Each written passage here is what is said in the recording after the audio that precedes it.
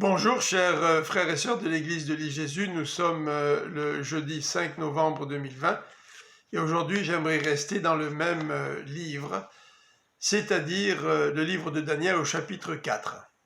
Nous retrouvons le récit d'un autre rêve du roi Nabuchodonosor, un rêve, un songe qui l'a beaucoup effrayé.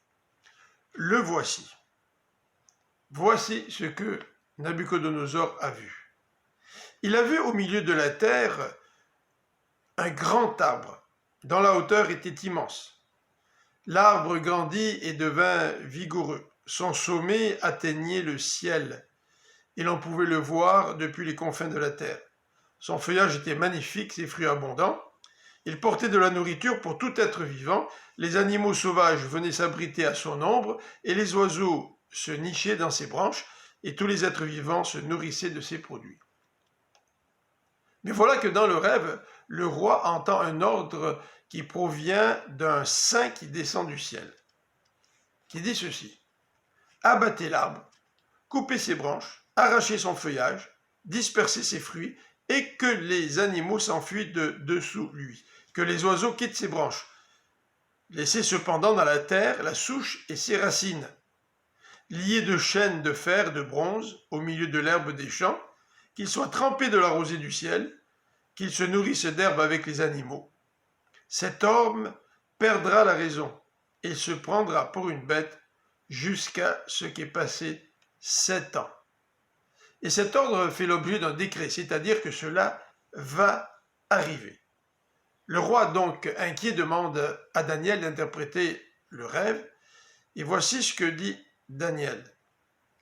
Cet arbre qui a grandi et qui est devenu vigoureux, et dont la cime touchait le ciel, et dont on pouvait le voir de toute la terre, cet arbre magnifique aux fruits abondants, qui portait de la nourriture pour tous les êtres vivants, eh bien, cet arbre au roi, c'est toi. Daniel identifie Nabuchodonosor. Cet arbre désigne le roi, dont la renommée est allée jusqu'aux extrémités de la terre, qui est devenu extrêmement puissant. Et ce roi fait l'objet d'un ordre qui vient du ciel. Ce roi va être abattu, tout comme l'arbre. Le roi sera chassé du milieu des humains, et il vivra parmi les bêtes des champs. Il se nourrira d'herbes comme les bœufs, et il sera trempé de la rosée du ciel, et il sera dans cet état durant 7 ans. Et le verset 22 nous en indique la raison. Daniel dit au roi: tu seras dans cet état jusqu'à ce que tu reconnaisses que le Très-Haut est le maître de toute royauté humaine et qu'il accorde la royauté à qui lui plaît. Mais si l'on a ordonné de préserver la souche avec les racines de l'arbre, c'est que la royauté te sera rendue dès que tu auras reconnu que le Dieu des cieux est souverain. C'est pourquoi, ô Dieu, voici mon conseil, puisses-tu juger bon de le suivre. Détourne-toi de tes péchés et fais ce qui est juste.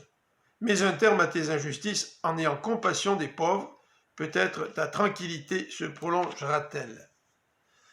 Le texte de Daniel, ce texte du chapitre 4, met encore l'accent sur Dieu, qui est souverain et qui est au-dessus des plus puissants rois de la terre.